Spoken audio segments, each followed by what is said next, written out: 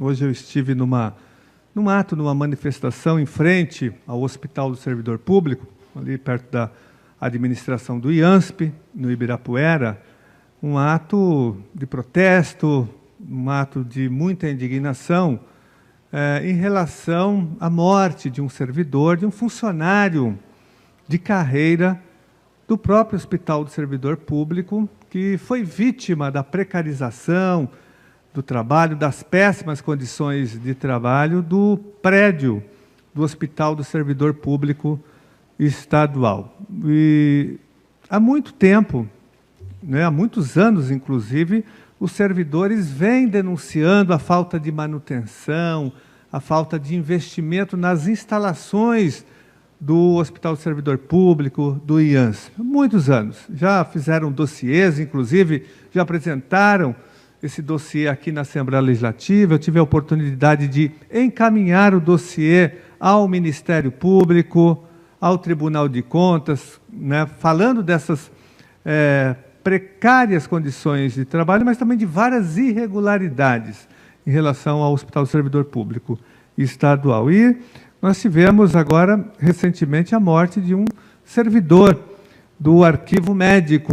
Ele sofreu um grave acidente no elevador, por falta de manutenção do elevador, e também do próprio arquivo médico, que está totalmente abandonado, sucateado, degradado.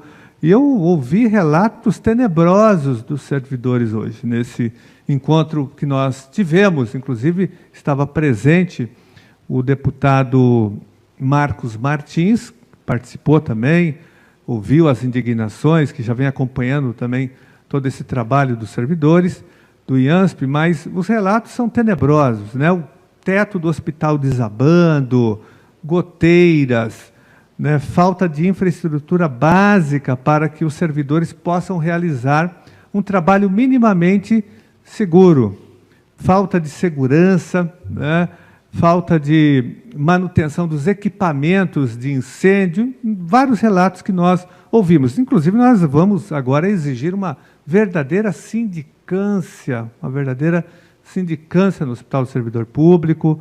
Vamos querer que o Ministério Público investigue a morte do Sebastião Olímpio, que faleceu hoje. Eu recebi a informação que ele faleceu hoje, estava internado, mas não resistiu a esse acidente.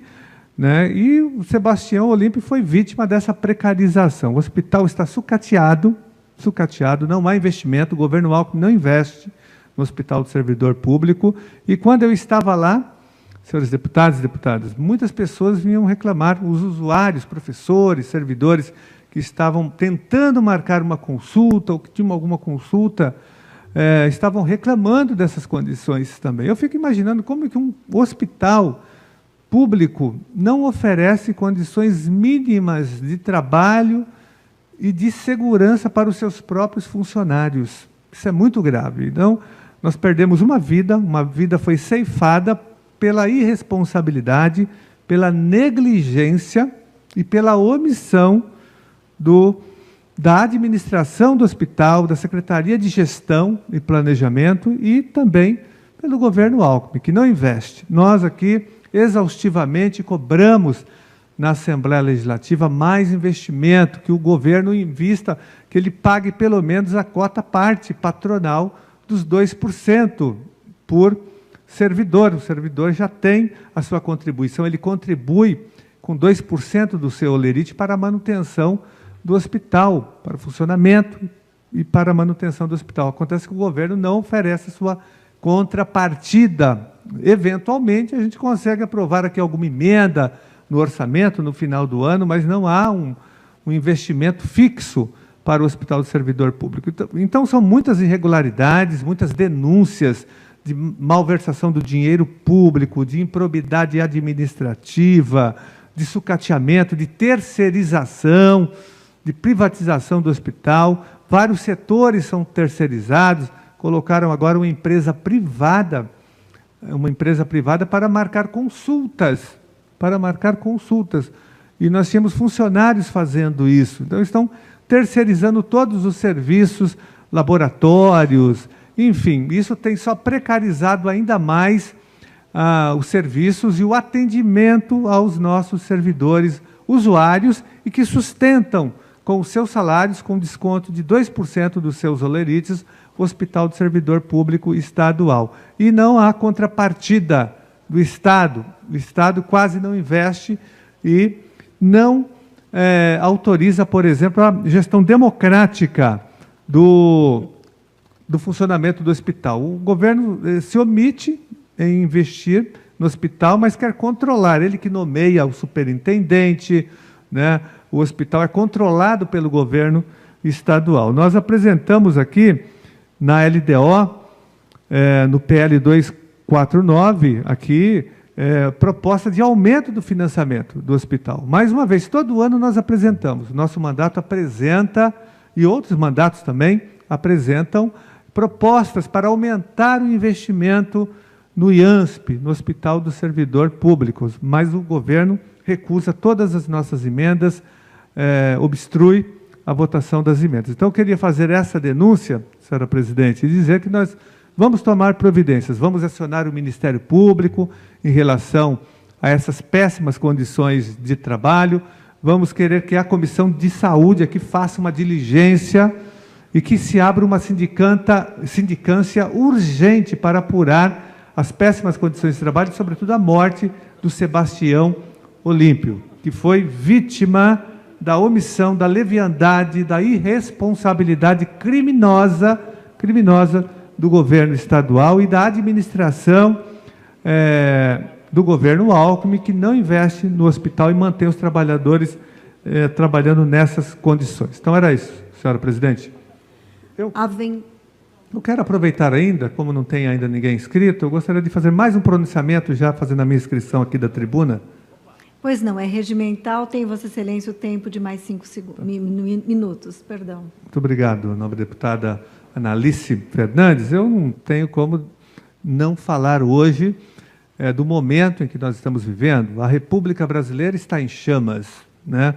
O governo Temer envolvido em vários casos de corrupção. Há pouco foi preso mais um assessor, é o terceiro assessor do presidente Temer, que é preso, 3 assessores, que é acusado de corrupção. O primeiro deles foi o José Yunes, um assessor direto dele, que teve que sair da assessoria, porque estava envolvido, disse que foi uma mula involuntária do Padilha, de uma possível pasta que ele recebeu no seu escritório aqui em São Paulo. Então, ele saiu, não permaneceu na assessoria da presidência. Em seguida, nós tivemos a saída do Rodrigo Rocha Lores, que é esse que apareceu com aquela mala, correndo com a mala de R$500 mil. Um deputado suplente, assessor, homem de confiança do Temer, envolvido agora nesse escândalo da JBS. Esse que aparece em todas as filmagens e fotos com uma mala de R$500 mil, pagamento de propina, que parece que ia entregar esse dinheiro para o próprio presidente da República. E hoje, agora, pela manhã, foi preso, está encarcerado, um outro assessor, homem de confiança do presidente Temer, o Tadeu Filipelli, que é do PMDB, foi preso agora, pela manhã, está envolvido numa outra denúncia. Ele era o vice-governador do Distrito Federal, está encarcerado, foi encarcerado hoje de manhã. Então, esse é o governo Temer. O Temer é o chefe da quadrilha, não há dúvidas em relação a isso. E ele não tem mais condições de permanecer na presidência da República. Já não tinha, agora perdeu totalmente as condições. Nós entramos numa grave crise política. E a saída, hoje, em primeiro lugar, a renúncia imediata do presidente Temer. Impeachment, renúncia, cassação da chapa. Ele tem que sair, de alguma forma. Ele não pode permanecer mais no cargo.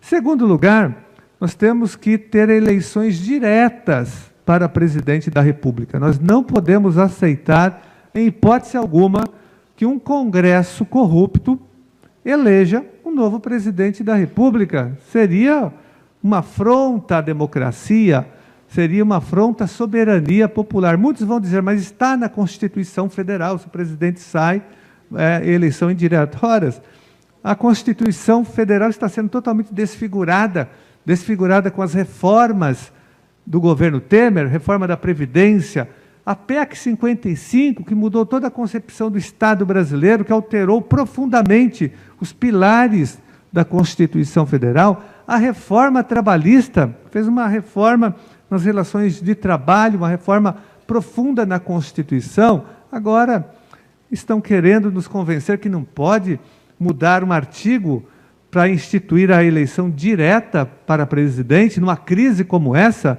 Como confiar num Congresso corrupto, num Congresso onde pelo menos 200 deputados federais são investigados, né, pela Justiça, muitos pela Operação Lava Jato, outros pelo próprio Supremo Tribunal Federal. 200, não dá para confiar em 200 deputados investigados e num Congresso totalmente privatizado pelas empresas, pela Odebrecht, pela JBS, de deputados comprados, financiados por esses grupos econômicos. Então, o povo brasileiro defende hoje, isso é o povo brasileiro, a renúncia do Temer, eleições diretas e o fim das reformas antissociais, antipopulares e antinacionais. São todas essas reformas, reforma da Previdência, reforma trabalhista, a PEC 55, que tem que ser imediatamente revogada, que virou a emenda constitucional número 95,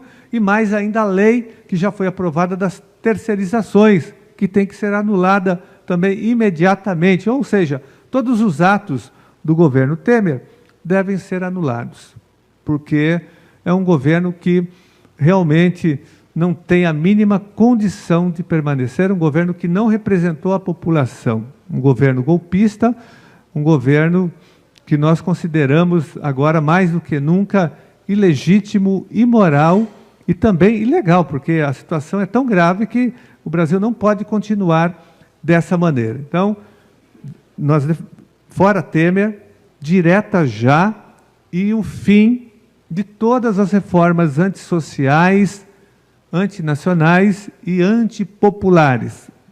Fim da reforma da Previdência, queremos o fim da reforma trabalhista imediatamente e a revogação de todas as medidas que o Temer tomou contra o povo brasileiro até agora. E até mesmo a indicação que ele fez para o Supremo Tribunal Federal do Alexandre de Moraes. Essa medida tem que ser revogada, essa aprovação no Senado. Até porque agora ele se torna suspeito, ele era o ministro do Temer. Então, o Temer é o chefe da quadrilha, é um político do submundo da política, um homem de negócios que foi agora desmascarado, não tem mais saída. Fora Temer, eleições diretas e fim das reformas antipopulares. Muito obrigado.